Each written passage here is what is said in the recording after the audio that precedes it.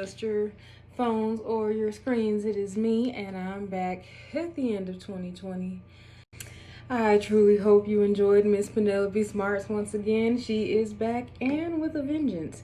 So we're gonna hopefully smoothly sail through the rest of this year because let's face it, this year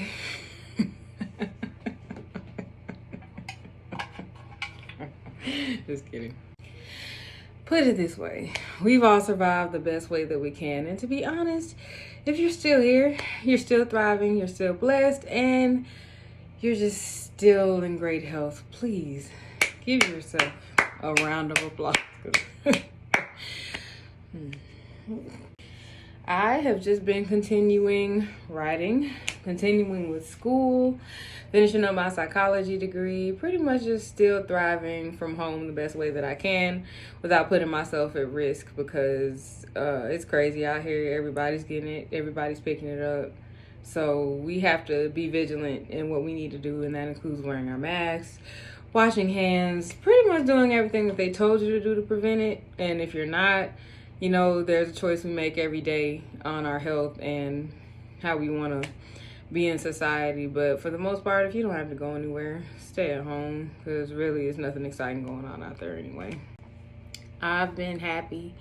I got married this year. It wasn't in the way, you know, most people are able to. There's no ceremonies being had. Really, everybody's socially distancing about everything. But, yeah, we did the official forms and everything. So there will be a ceremony later. And there'll be more about that later once, you know, everything does calm down. You know, life goes on. You got to live life the best way that you can. And it's just been really interesting seeing the different ways that people are handling it, like how they're either okay with it or they're just, you know, in a whole nother level with it. Like there's a whole group of people who feel like their rights are taken right now and they refuse to wear a mask. Like they're not going to be commanded to wear a mask. That's not something they have to do as a citizen of the United States. So they're having like whole debates on why they shouldn't have to wear a mask and how it's actually ruining everything. You got plastic around restaurants and all this stuff, but it's like, if it's helping us stay healthy, I don't get what the problem is. People just don't like being told what to do, and it's crazy. It's ridiculous. You can see just the effect it's having on everybody. But to those of you out there who just, you know, are doing the right thing, I commend you. Because you just can't think about yourself. You know, it's other people who just, they're sicker than you. So that's the whole point to it. But to you that's doing the right thing, I commend you. Keep doing the right thing and keep sanitizing. Keep wearing your mask. Keep yourself distanced. Keep the 6 feet. I elbow bump now. I don't do the whole handshaking or hugging or anything anymore. You just elbow bump. Still a sign of hello. You know, you don't have to touch people all the time. And that is almost like, you know, I've never seen people realize when they can't do something and when something's taken away from them, just how they really feel about it.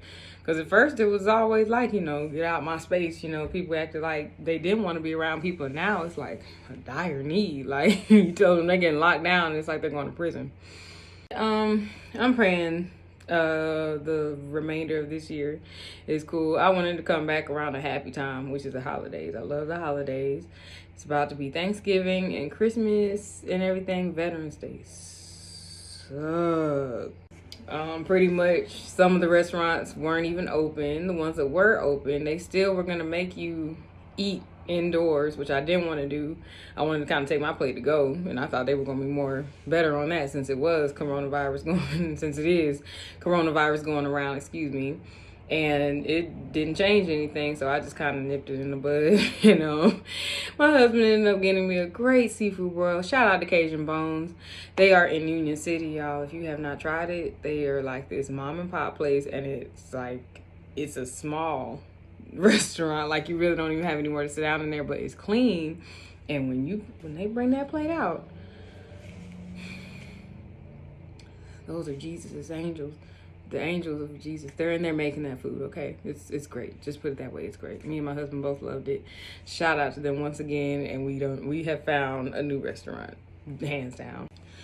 I've enjoyed being here in Georgia, I'm not gonna lie. I get homesick sometimes, but as far as things that were going on and things that are always going to be going on to be the same, I don't miss it really. I'm very happy that we had this transition. It's giving me more inspiration.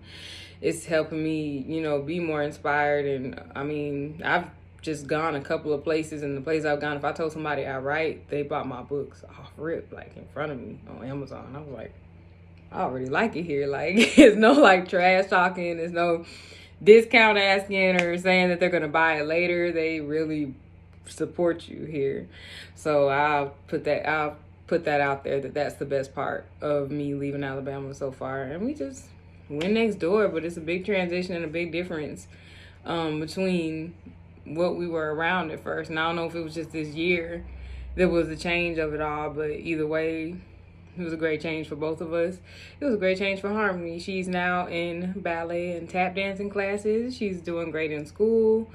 So I couldn't ask for anything better. I'm happy. That's all that matters. And of course, I have been working on the 3rd book. This will be the, unfortunately, last installment to A Man's World, but hint, hint, it won't be the last you see of A Man's World. As far as, you know, books and stuff, I'm not going to write another installment, but I'm working on other stuff surrounding it. So just stay tuned, keep that in mind. And of course, I'm going to keep, you know, writing more books that have to do with different subjects, and maybe start another series or something. You never know. But a lot of things are coming to mind, and a lot of things are inspiring me, coming to my head. So there's no telling what could be next. And you know, I'd actually love to hear about some of the things y'all have been doing to keep a level head, because right now it's just so much going on that also I feel like depression is probably at an all-time high. You know, hopelessness and not knowing, you know, what the future holds. And I just want to tell you that it's both scary and fun not to know what changes are coming or what's expected, you know, in the future. So all you can do is just ride it out and hope for the best, and not, you know, be pessimistic about it. Just let's be optimistic.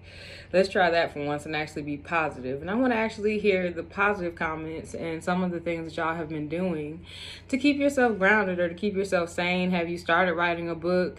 Have you started a project? Are you manifesting something entrepreneurially? Drop it in the comments or send me an email. I would love to hear it, and I will actually even share it so that other people can be inspired and motivated, because a lot of people need that right now. So I'm so glad that y'all are still tuning in, and I will definitely be back more often as we wind down the end of this crazy, tumultuous year, and just keeping everybody positive about what's coming up in 2021. We already have a big positive change, so we can be optimistic about that. Politically, we can be optimistic and see what's more to come that's, you know, better, that's, you know, more responsible, and that has more humility to it. And I hope that we can become united in that. So y'all have a great day, have a great week, and I will see you again tomorrow. Bye.